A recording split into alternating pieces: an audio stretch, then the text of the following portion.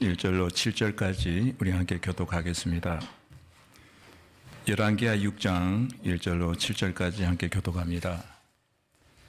이 시간 우리 함께 교독하는 이 말씀을 통해서 오늘 아침도 우리에게 들려주시기를 원하시는 세미하신 우리의 주의 음성이 여러분 모두의 귀전에 들려지기를 주님의 이름으로 축원합니다. 1절입니다.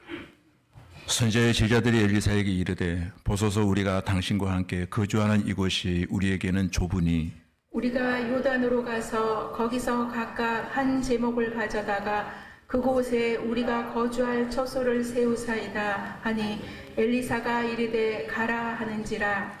그 하나가 이르되 청하건대 당신도 종들과 함께 하소서 하니 엘리사가 이르되 내가 가리라 하고 드디어 그들과 함께 가니라. 무리가 요단에 이르러 나무를 베더니 한 사람이 나무 벨 때에 새도끼가 물에 떨어진지라. 이에 외쳐 이르되 내 주여 이는 빌려온 것이니이다 하니 하나님의 사람이 이르되 어디 빠졌느냐 하매 그곳을 보이는지라. 엘리사가 나뭇가지를 베어 물에 던져 쇠도끼를 떠오르게 하고 같이 있습니다. 이르되 너는 그것을 잡으라 하니 그 사람이 손을 내밀어 그것을 집으니라. 아멘.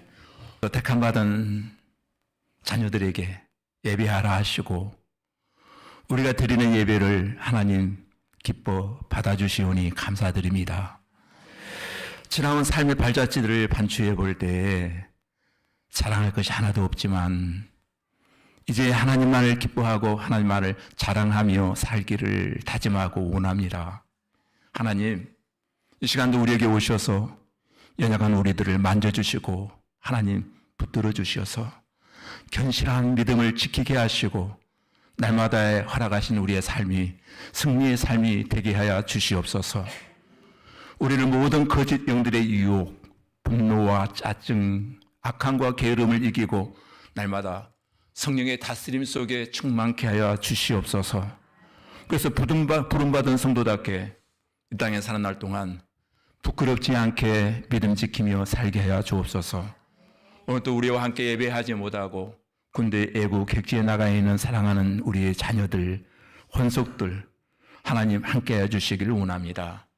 여기에 만삭되어나지 못한 부족한 종이 하나님의 말씀을 강론하려고 합니다. 성령 하나님 역사하여 주시어서 필요한 음성 들려지기를 원합니다. 듣는 성도마다 이 시간도 하나님의 뜻을 깨달아 오직 믿음으로 오직 성령으로 충만케 하시오며 주님의 부르심 앞에 거룩하게 응답되어지는 귀한 역사 있어지기를 원합니다. 예수님 이름으로 기도하옵나이다. 아멘. 할렐루야. 오늘은 말씀의 제목이 영적 슬럼프라는 제목으로 하나의 말씀을 함께 나눌 때 여러분 자신을 한번 반추해 볼 수 있는 내 자아와 내 믿음을 한번 성찰해 볼 수 있는 그런 시간이 되어지기를 원합니다. 성도라면 누구나 오직 믿음으로 살기를 원함에도 불구하고 원치 아니하는 영적인 슬럼프가 우리에게 찾아올 때가 많이 있습니다. 그런데 이 영적인 슬럼프가 찾아오잖아요. 그러면 심리적으로, 정신적으로, 영적으로 딥다운 되어진 상태, 소위 말하면 번아웃 증후군이 나타납니다. 이 번아웃 증후군이 나타나게 되면은 뭐든 하고자 하는 일이 무기력해지고 탈진 상태에 빠져버리고 맙니다. 근데 이 번아웃 증후군은 영적 탈진 상태와 같은 영적 슬럼프는 누구에게나 찾아온다는 것입니다. 믿음이 좋은 사람에게도 찾아옵니다. 근데 이 영적인 슬럼프가 우리에게 찾아오면은 아주 사소한 일에도 예민해집니다. 예민하게 반응합니다. 하고자 하는 그 일의 모든 자신감이 떨어져 버려요. 만사가 귀찮아집니다. 또 일하고자 하는 의욕이 뚝뚝 떨어집니다. 억지로라도 그 일을 하고 있음에도 불구하고 그 일에 집중력이 나타나질 않아요. 우리가 살아있다고 하는 것은 원하든 원치 아니하든 여러 사람을 만나고 소통하며 함께 나누는 삶을 살아야 됨에도 불구하고 어떻습니까? 사람 만나는 일이 싫어져요. 내 마음이 어두워집니다. 이렇게 되면 자기도 모르게 홀로 치과하게 되어지고 공동체로부터 내가 거리를 두기 시작합니다. 그러나 여러분, 저와 여러분이 영적인 침체에 슬럼프가 찾아왔다고 해서 우리에게 하나님이 허락하신 구원을 상실한 것은 아니에요. 구원에는 이상이 없어요. 내가 받은 구원에는 이상이 없음에도 불구하고 중요한 것은 내 마음에 영적인 즐거움이 사라져버린다는 거예요. 영적 즐거움을 내가 잃어버려요. 분명한 것은 누가 뭐라 해도 예수 믿는 사람에게만 주어지는 행복감이라는 게 있거든요. 우리만이 가지고 있는 그 행복감이 있습니다.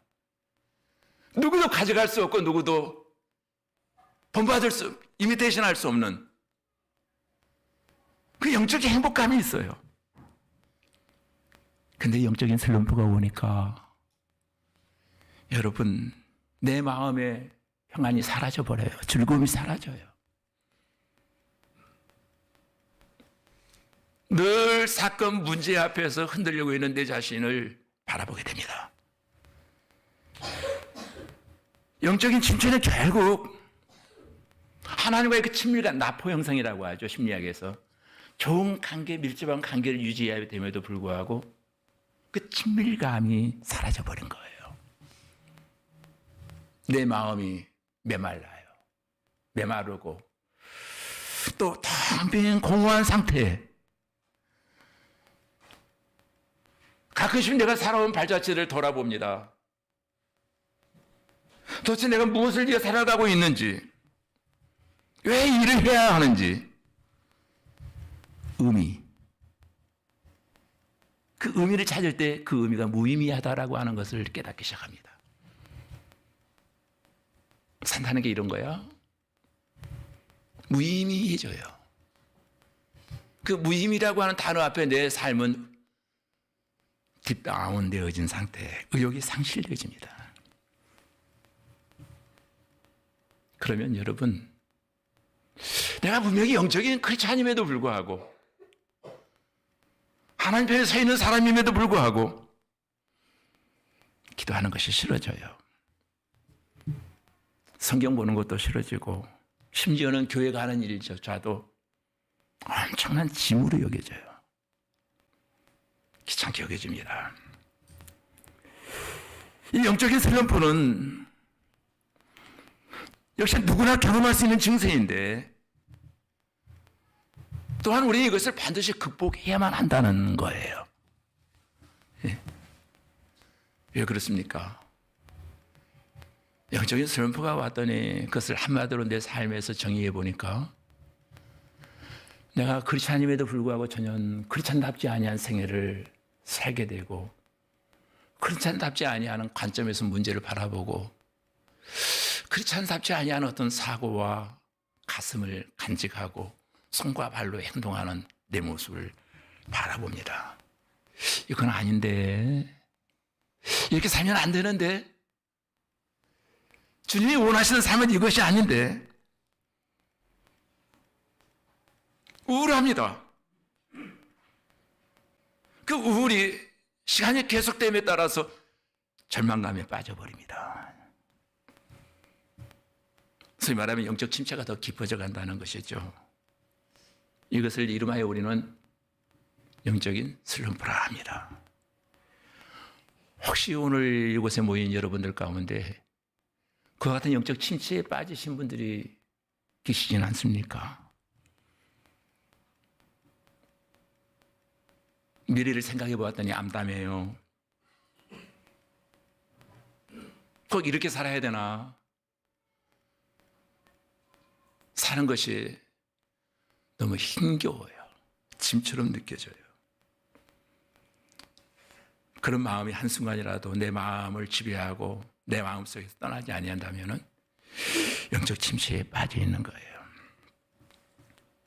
이와 같은 영적인 생기, 영적인 산소를 우리가 잃어버렸을 때 할 수 있는 일이 무엇입니까?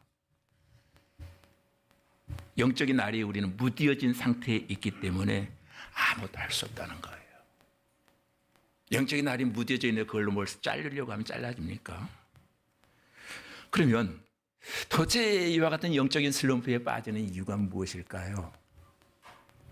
이 문제를 아주 자명하게 정립했던 한 신학자가 있는데 영국 왕립병원의 의사로 있던 존 노이드 존스라는 목사님, 마틴 노이드 존스라는 분이 의사로 있다가 40세 목회자가 되어서 설교자가 되어집니다. 그분이 사람이 영적 슬럼프에 빠지는 이유는 세 가지가 있더라. 첫째는 타고난 기질 때문이더라. 영적 슬럼프가 왔다고 해서 이것은 꼭 마귀의 역사로 우리가 치부해서는 안 된다. 혹은 은혜가 떨어져서 슬럼프에 자주 빠지는 것은 다른 것이 아니다. 마귀의 역할로 우리가 마귀라고 하는 단어 뒤에 숨어서는 안 된다. 사람마다 타고난 기질이 각각 다른데 유난히 이 슬럼프에 잘 빠지는 기질이 있다는 거예요. 어떤 사람은 어려움을 만나도 그것을 잘 극복해냅니다. 뭐 다 그런 거지 뭐. 어차피 문제는 있는 것, 문제는 뛰어넘는 디딤돌이야. 아무렇지도 않게 그 문제를 잘 극복해 나가는 사람이 있습니다. 하지만 어떤 사람은 이 문제가 아무리 봐도 아무것도 아니에요. 아무것도 아닌 일에도 불구하고 쉽게 상처를 받고 낙심하는 경우들이 있습니다. 물론 그 슬럼프의 문제가 우리의 영적인 문제와는 전혀 상관이 없을 따름입니다. 단 나의 기질적인 측면에서 나의 기질이 그렇게 빠지게 만든다는, 자주 슬럼프에 빠지게 하고 자꾸 시장 곡선이 오름과 내림이 자꾸 반복한다는 거죠. 예. 둘째는 노이드 존스 목사는 그렇게 말합니다. 육체적 상태 때문이다. 피곤해서 탈진의 상태에 빠지면 영적 슬럼프가 자주 온다는 거예요. 육체와 영혼의 관계는 아주 밀접한 것인데 육체라고 하는 그릇에 영혼을 담는데 육체가 너무 망가져 있고 피곤해져 있으면 영이 육체 안에 그 그릇 안에서 몸살을 앓는다는 거예요. 너무 피곤해 자꾸 쩔어 있다면 영적 슬럼프가 자주 온다는 것이죠. 대표적으로 엘리야가 우상 섬기는 그 지도자 850명과 850대 1의 싸움을 합니다. 그 싸움에서는 오직 믿음으로 나갈 때는 이겼어요. 그러나 그 승리한 이후에 그에게 탈진 상태가 옵니다. 너무도 피곤하고 지치다 보니까 영적 탈진 상태가 오니까 그 용감했던 엘리야가 죽고 싶다. 노뎀나무 아래에 앉아서 극심한 우울증 딥다운 상태에서 그가 고백하죠. 하나님, 이렇게 살 바에는 차라리 죽는 것이 낫겠어요. 전혀 엘리야답지 아니하는 고백을 하고 있는 장면을 보세요. 육체적 탈진이 우리로 하여금 때로는 영적 슬럼프에 자주 빠지게 한다는 것이죠. 그리고 세 번째는 불신앙 때문이라는 거예요. 우리의 삶의 여정 속에는 크고 작은 많은 장애물들이 등장합니다. 지금까지도 있었고 앞으로도 있을 거예요. 그런데 어떠한 어려움에 닥치더라도 거기에는 분명히 하나님의 선하신 뜻과 계획이 있다. 잠깐 우리가 멈칫하고 낙심했을지라도 다시 일어설 수 있다는 거예요. 그러나 끝까지 불신앙으로 그것을 하나님이 하신 일을 의심하고 받아들이려고 하지 않을 때 결국은 믿음을 잃어버릴 개연성이 높아진다. 그러면 그 사람은 영적 침체에 빠지게 되어진다라고 마틴 노이드 존스 목사는 그렇게 말을 하고 있습니다. 오늘 저와 여러분이 열왕기하 6장 1절로 7절 말씀을 읽었는데 여기에 나온 스토리는 너무 간단합니다. 아마 그때에도 선지학교라 이름하는 신학교가 있었던 것 같습니다. 그 신학교가 기숙 신학교였는데 어느 날 어떤 학생이 그 학교의 교장격인 엘사에게 말합니다. 선생님, 교장님, 우리의 숙소가 너무 좁기 때문에 우리가 오늘 쉬는 날 요단 강변에 나가서 나무를 베어다가 숙소를 조금 확장시켰으면 좋겠습니다. 강변에 나무들이 아주 잘 자란 나무들이 있었던 것 같아요. 엘사가 그 생도의 신학생의 권유를 듣고 맞다. 우리가 언제 틈내어서 요단 강가에 가서 나무를 베어다가 숙소를 조금 확장시키자. 이렇게 해서 모두가 다 숙소에서 이제 숙소 확장을 위해서 연장을 빌려다가 나무를 베기 위해서 요단 강변에 나갔습니다. 아마도 좋은 숙소를 마련한다고 하는 목적하에서 모두가 다 열심히 일했을 거예요.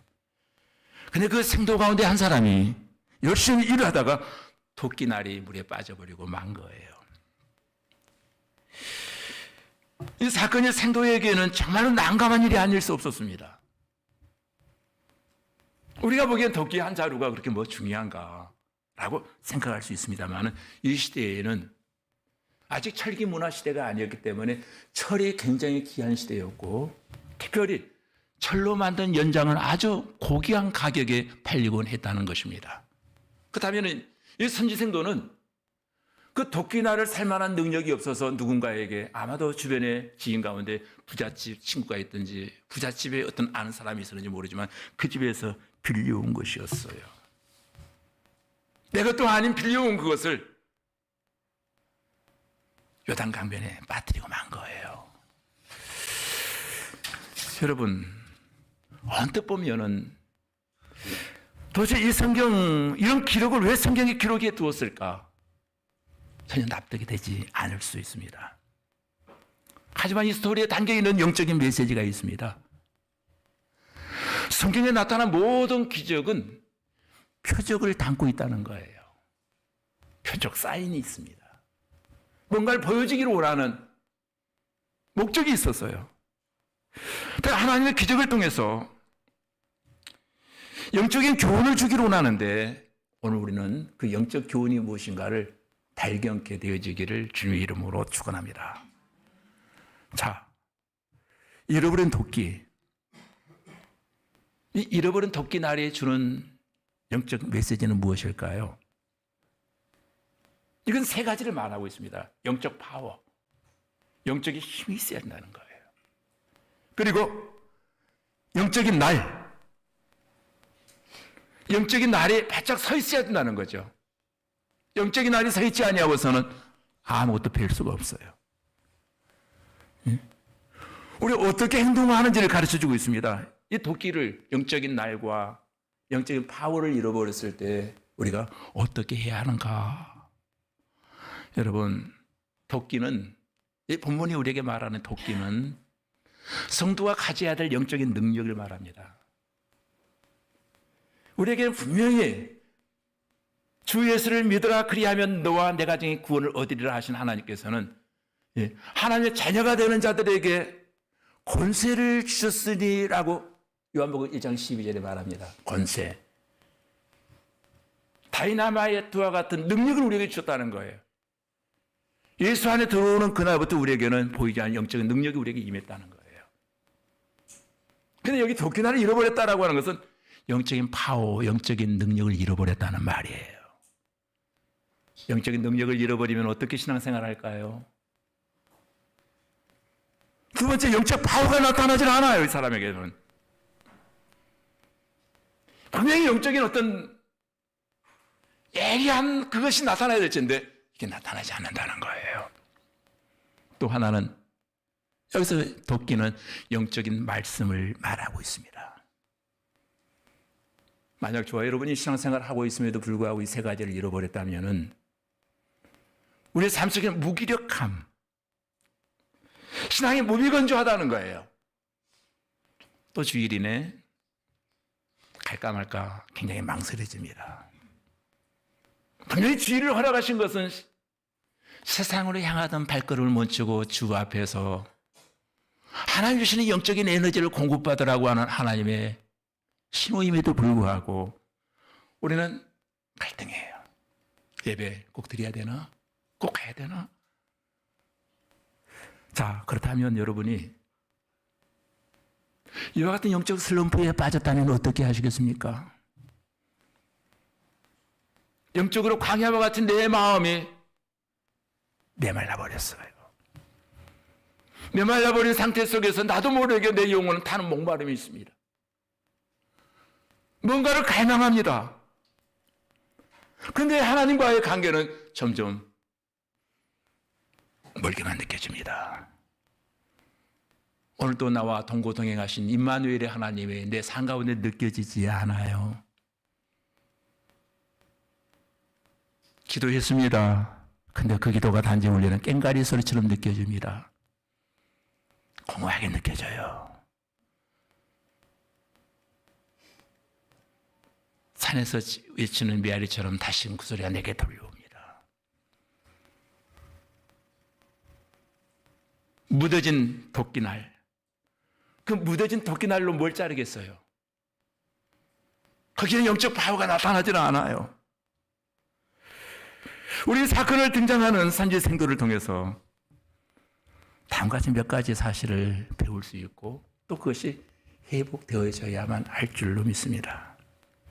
먼저는 우리 자신이 처해져 있는 그 영적 상태를 인정해야 된다는 거예요. 내 상태가 어떤 상태인가를 먼저 파악을 해야 돼요. 내가 정말로 예전과 같이 하나님과 긴밀한 관계에 있는가? 아니면 떨어진 관계에 있는가?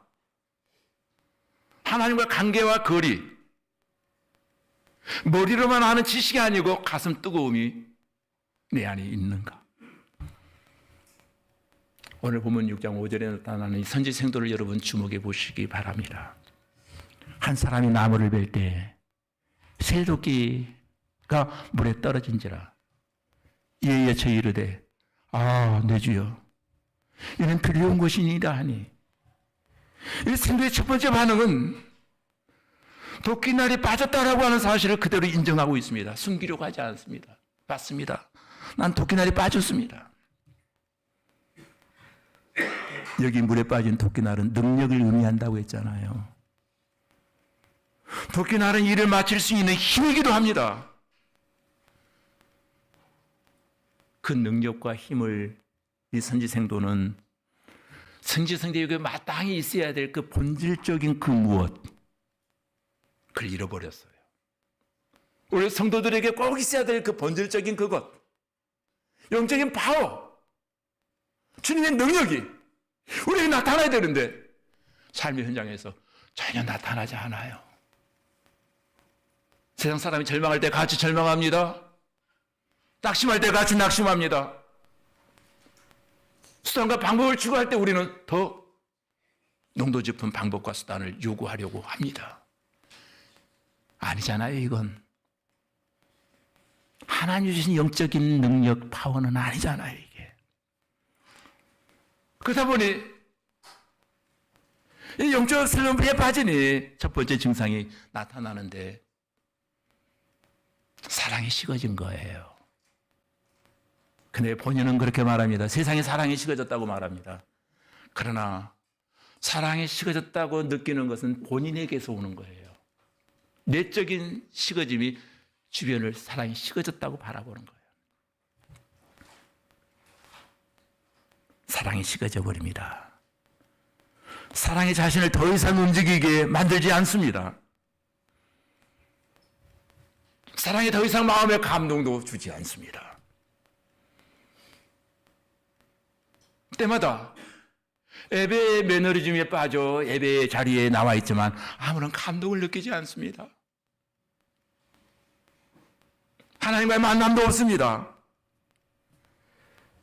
예배는 기쁨이라고 말하고 즐거움이라고 말하는데 나의 예배는 어느 날부턴가 의무화되어져 있는 상태입니다.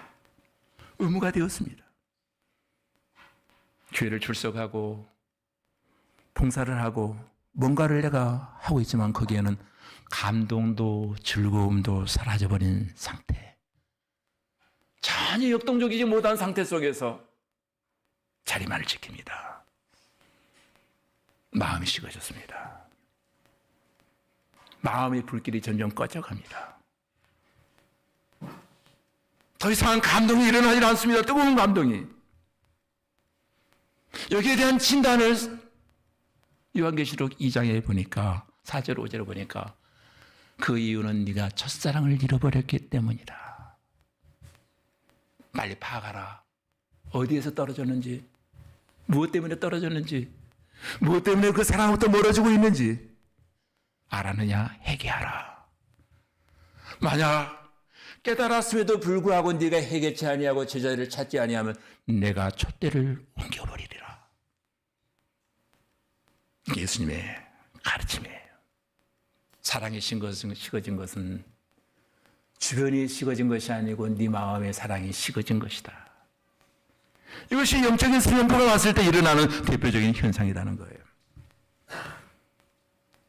또 다른 현상 가운데 하나는 믿음이 사라집니다. 이런 경우가 시편 73편 2절에 보면은 이 믿음이 사라지니까 어떤 현상이 일어나는가 하면은 자주 미끄러져요. 자주 넘어져요. 여러분 자주 미끄러지고 자주 넘어지십니까?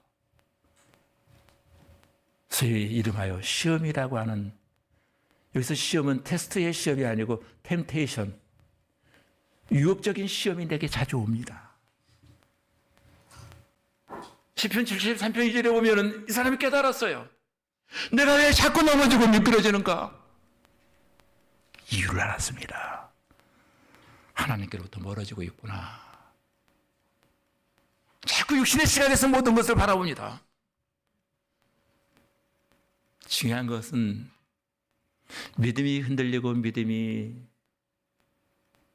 외출 나가버리잖아요. 더 이상 어떠한 위험도 감당하려고 하지 않아요. 내 마음속에 있던 비전과 꿈은 점점 작아지기 시작합니다. 축소되어져 가요. 계속 합리화시키기 시작합니다. 주변 환경에 내 비전과 꿈을 자꾸 맞춰가기 시작합니다. 우리의 삶을 통해서 분명히 이루시기를 원하시는 하나님의 비전이 있거든요. 그 비전을 보지를 못해요. 왜? 믿음에서 미끄러져 버렸거든요. 안 보여요. 혹시 오늘 여러분 가운데 그런 분들 계시지 않습니까? 첫사랑이 희미해졌습니다. 도대체 내가 하나님을 잘 믿고 있는 건지 이 분간이 안 돼요. 아니 진짜 내가 성도인지, 내가 진짜 크리스찬 맞아? 문제들이 자꾸 짓눌러 옵니다. 양어깨가 무겁습니다. 그때마다 하나님 믿으면 다 잘 돼야 될 텐데 왜 나에게는 이렇게 무거운 짐이 많을까? 언제 웃어보았는지 기억조차 나지 않습니다. 언제 웃어보셨습니까, 여러분? 언제 행복하셨습니까? 제가 요즘 어떤 철학자의 행복론에 심취되어 있는데 그 철학자는 그렇게 말합니다. 행복은 찰나적인 것이다. 행복은 영원한 것이 아니다. 찰나찰나 소확행, 작은 것에 행복을 느낄 수 있는 사람, 그 사람이 행복한 사람이다라고 말합니다. 행복은 영원하지 않아요. 오늘 어떤 좋은 일이, 내가 사법고시 합격했다고 해서 기분이 오늘 좋아요. 그 좋은 기분이 매일 영원히 가는 건 아니에요. 며칠 갈 따름이지. 그와 같이 행복감은 영원한 것이 아니다. 매일매일 소확행할 수 있는 작은 것에 만족, 하나님 역사하심 앞에 하나님 감사합니다. 하나님 나 오늘 행복해요. 여러분 상태가 이와 같다면 다시 한번 질문 드립니다. 여러분이 하셔야 될 일이 뭡니까? 하나님 오늘도 우리를 인격적으로 대접하셔서 자유의지를 주셨습니다. 선택은 자유입니다. 그러나 책임은 내가 지는 겁니다. 오늘 본문에 나오니 선지생도는 자기 자신의 모습 그대로를 인정합니다. 진짜 겸손은 인정할 줄 아는 거잖아요. 현실을 있는 그대로 인정하고 고백할 수 있는 사람. 맞습니다, 하나님. 나는 하나님과의 관계가 어느 날부터인가 단절되어 있었습니다. 그리스도 안에서 주어지는 그 내적 기쁨을 나는 상실해 버렸습니다.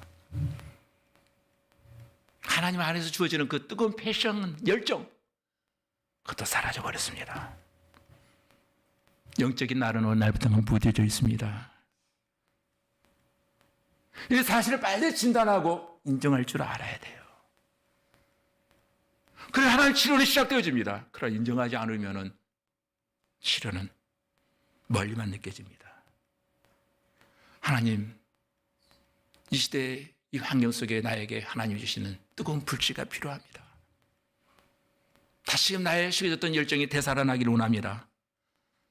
나와 하나님의 관계가 더욱더 가까이 느껴지기를 원합니다. 우리와 하나님의 관계가 어디서부터 떨어져 있는지 벌어졌는지를 빨리 파악하는 것. 언제부터 믿음이 단절되어지고 언제부터 내 기도가 공허한 소리가 되어지는지 이걸 빨리 파악하라는 거예요. 영적 슬럼프의 원인이 어디에 있는가 성찰하라는 겁니다.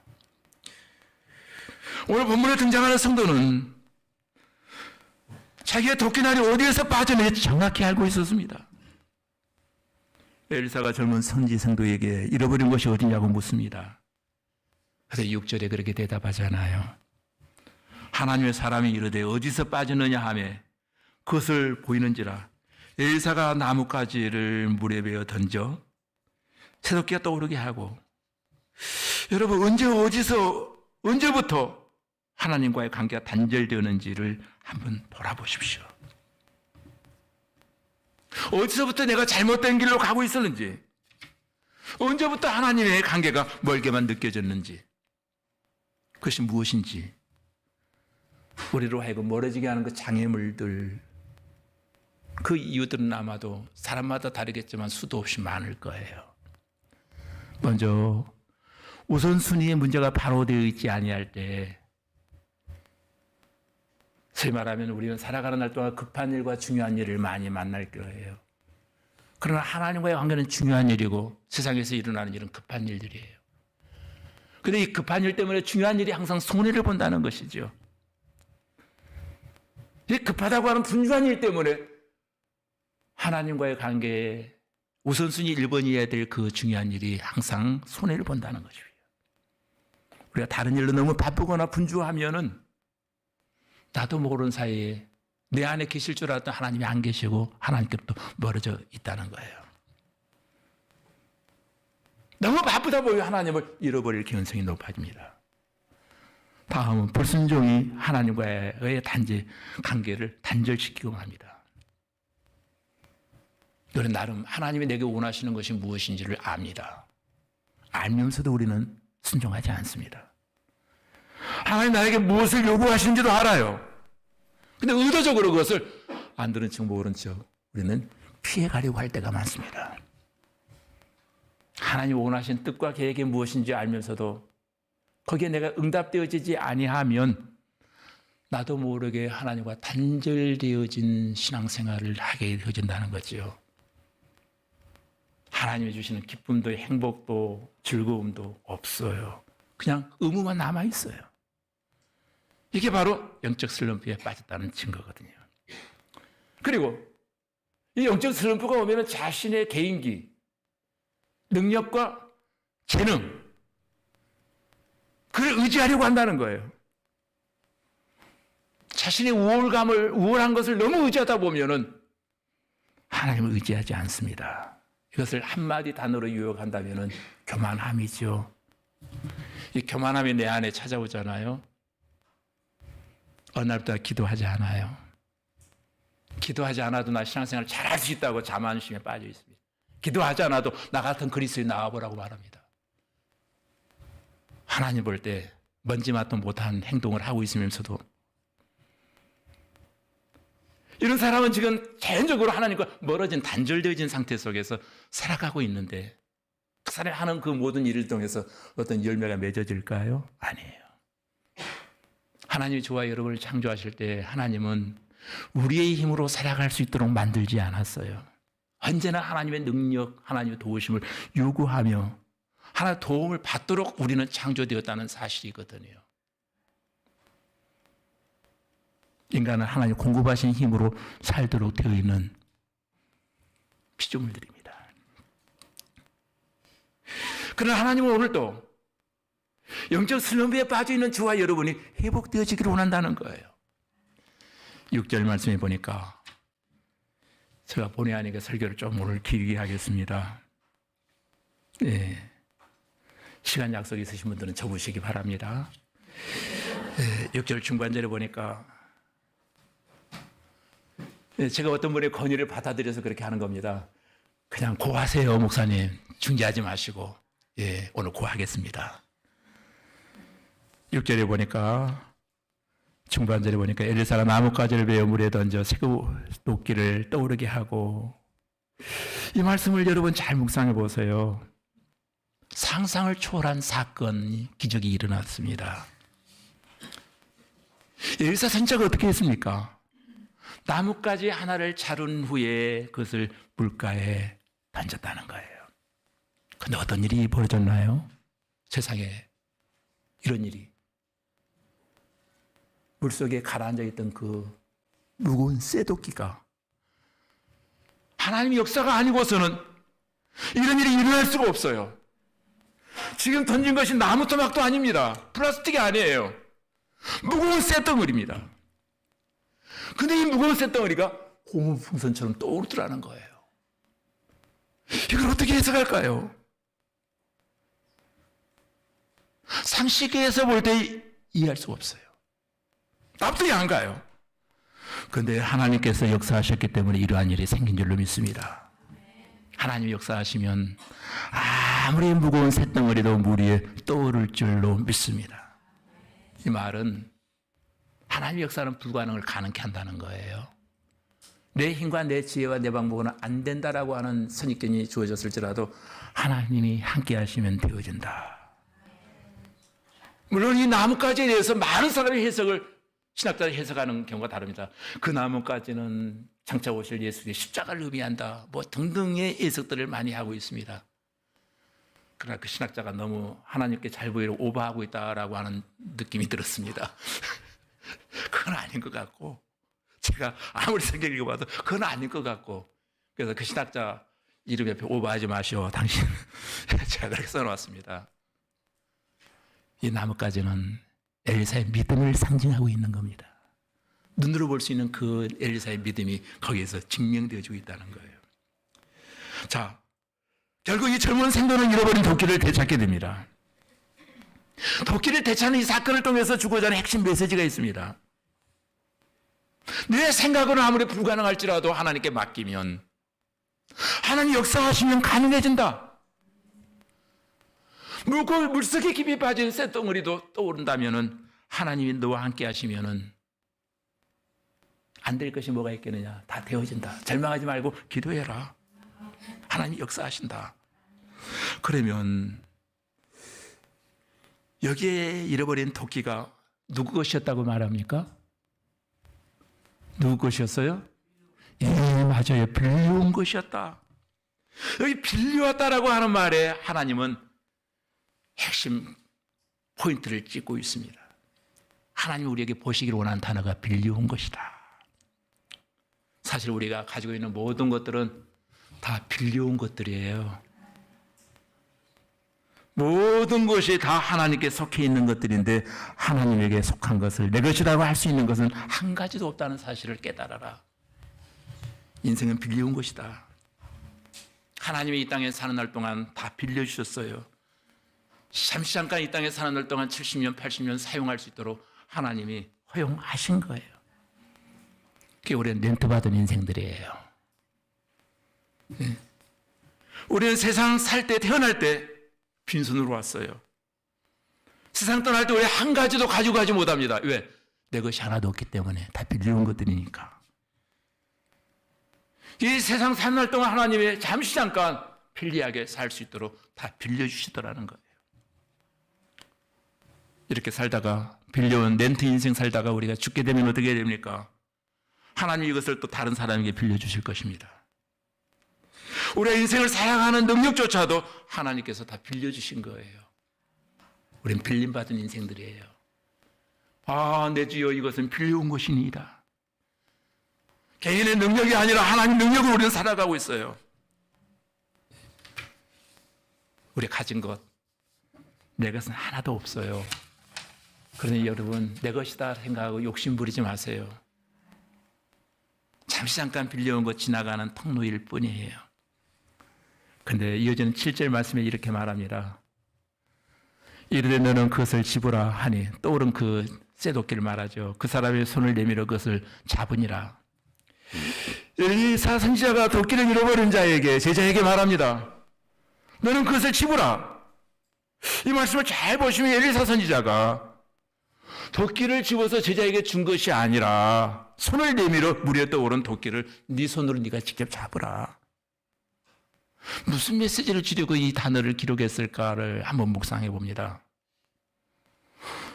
손으로 건져내는 것은 우리가 해야 될 일이라는 거예요.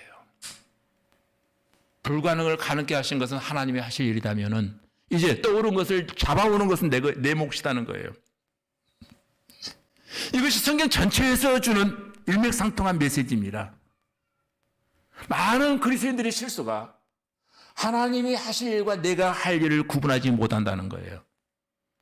구분하지 못하면 하나님이 하실 일을 내가 하고 내가 할 일을 하나님께 해달라고 부탁한다면 그것은 아주 잘못된 신앙생활을 하고 있는 거예요. 우리는 하나님께서 하실 일과 내가 해야 할 일들을 구분할 수 있는 지혜가 여러분에게 주어지기를 원합니다. 분명히 따로 있습니다. 하나님이 하실 일과 내가 할 일. 때를 따라 햇빛과 비를 적당하게 주시는 일은 하나님께서 하시는 일이에요. 그죠? 그러나 심고 가꾸고 하는 일은 내가 해야 될 일입니다. 사람이 해야 할 일이 분명히 있습니다. 광야 40년 동안 하나님이 하늘의 방법으로 기적으로 만나를 내려주십니다. 그러나 만나를 집어다가 먹는 일은 내가 해야 될 일이에요. 집어오는 것도 먹는 일도 하나님이 해라고 입 벌리 넣어주지 않았어요. 내가 할 일과 하나님이 하실 일이 있어요. 이걸 구분할 줄 알아야 돼요. 이처럼 하나님이 하실 일과 내가 할 일을 구분할 줄 아는 성도. 예컨대 이런 것입니다. 목사는 매일 성경을 연구하고 준비합니다. 설교 준비를 해서 열심히 기도합니다. 주님, 은혜의 메시지가 되어지길 원합니다. 열심히 기도합니다. 그러나 기도만 한다고 해서 설교가 저절로 준비되어질까요? 설교 준비를 위해서 기도했으면 열심히 설교를 또 준비해야 됩니다. 학생이 학업을 진행해 나갈 때 기도해야 됩니다. 공부할 때. 지혜와 총명을 구해야 되잖아요. 그러나 기도한다고 성령이 그냥 올라가는 건 아니에요. 하나님 대신 오셔서 시험 봐주지는 않잖아요. 내가 할 일이 있잖아요. 학업을 위해서 기도했으면 열심히 공부해야 됩니다. 열심히 공부하는 게 내가 할 일이에요. 근데 내가 할 일을 하지 아니하고 하나님께 맡겨버린다. 그것은 광신주의죠. 신비주의죠. 우리나라 최초의 신학교였던 평양신학교의 학생 가운데 최건능이라고 하는 학생이 하나 있었습니다. 이 최건능이라고 하는 학생은 공부에는 전혀 지혜가 없었어요. 그런데 기도는 열심히 하고 전도는 열심히 해요. 시험 볼 때마다 항상 낙제입니다. 신학교 시험이 굉장히 어렵거든요. 그런데 이 친구는 준비하지 않아요. 다른 친구들은 다 준비하는데 자기는 성령께서 알아서 해주실 거야 하고 전도만 열심히 합니다. 근데 시험 날이 왔습니다. 시험지를 받아보니 이 큰 백지에 가득 채워야 될 내용은 하나도 떠오르지 않습니다. 그때 최근영이라고 학생이 거기에 그렇게 썼답니다. 성령님은 다 아십니다. 성령님은 다 아십니다. 그래서 신학교 그 교수님이 답장을 썼답니다. 성령님은 다 아시니까 100점, 너는 모르니까 빵점. 우리가 공부를 위해서 기도했습니까? 그럼 열심히 학업을 위해서 최선을 다해야 되잖아요. 손을 내려 치하라. 이 말씀 잊지 마시기 바랍니다. 하나님은 학생의 공부를 기도한다고 해서 대신해 주지 않아요. 시험을 대신 봐주지도 않습니다. 학생의 사명은 최선을 다해서 공부하는 것입니다. 근데 기도만 사명으로 알고 기도만 신앙으로 알고 공부하는 것을 신앙으로 여기지 않는다는 거예요. 오늘 한국 교회에 그와 같은 신앙인들이 얼마나 많습니까? 기도했습니까? 열심히 하십시오. 가정을 위해서 주부가 열심히 기도했습니까? 열심히 가정도 열심히 챙기고 청소도 하고 열심히 해야 돼. 하나님이 청소해 주지 않잖아요. 기도했다고. 사업하시는 분이 기도했으니까 매일 컴퓨터만 하고 게임만 하고 앉아있다가 하나님 사업 대신해 주십니까? 아니잖아요. 사랑하는 여러분, 오늘 이 말씀을 통해서 하나님의 음성이 여러분에게 들려지기를 원합니다. 여러분 어떤 도끼를 잃어버렸습니까? 혹시 믿음의 도끼를 잃어버리고 능력 없는 크리스찬의 삶을 살아가고 있지는 않습니까? 이러한 번아웃 상태, 무기력, 탈진 상태에 있지는 않습니까? 딥다운 상태, 물질의 도끼를 잃어버리지는 않았습니까? 사명의 도끼. 잃어버렸음에도 불구하고 잃어버린지도 모르고 살아간다면 그것은 굉장히 잘못된 신앙의 길을 가고 있는 거예요. 말씀을 맺습니다. 중요한 것은 신앙의 슬럼프는 누구에게나 찾아온다는 것입니다. 혹시라도 이러한 영적 슬럼프를 경험하고 있다면 잠깐 멈추어서 여러분 숨고르기 하시면서 여러분의 발자취를 한번 되돌아보시기를 바랍니다. 그리고 영적으로 침체된 상황에 빠져 있지 말고 가장 중요한 한 가지 사실을 기억해야 됩니다. 그것은 우리 모든 그리스도인들의 삶은 비록 슬럼프에 빠졌다 할지라도 절대로 변화되지 않은 하나님의 사랑을 기반하고 있다는 사실입니다. 구원과는 상관이 없습니다. 여러분, 도끼를 잃어버린 제자들처럼 이제 숨기지 말고 정직하게 고백하고 부르짖어 기도하고 손을 내밀어 취함으로 말미암아 잃었던 모든 도끼들을 되찾게 되어지는 저와 여러분들이 되어지기를 주님의 이름으로 축복합니다. 기도하십시다. 하나님 아버지, 왠지 모르게 어느 날부터인가 우리에게 신앙의 슬럼프가 자주 옵니다. 하나님, 잘 성찰해보며 반성하는 가운데 그것을 통한 하나님의 뜻과 계획이 무엇인지 깨달아 알게 하여 주시옵소서. 오늘이 바로 그와 같은 응답의 날이 되어지기를 원하옵고 예수님 이름으로 기도하옵나이다. 아멘.